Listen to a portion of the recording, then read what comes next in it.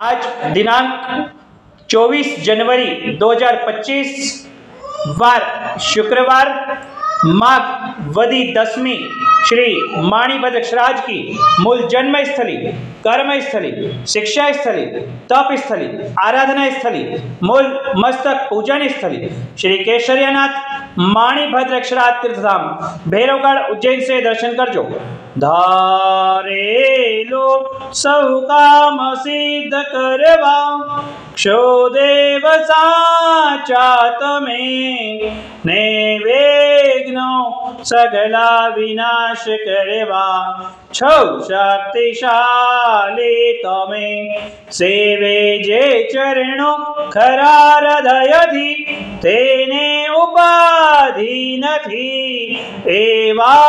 श्री मणिभद्र देव तमने वंदो घना भावथी देवा सुख समस्त जनने जे छे सदा जागता सेवाना करनार ना पलकमा कष्टो बधा कापता सिद्धि सर्व मले अने भय टले आपे सदा सन्मति एवा श्री मणिभद्र देव नमता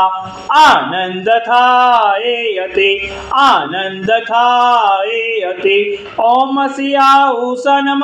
श्री मणिभद्रधीशतो मम सदा सर्व कार्येषु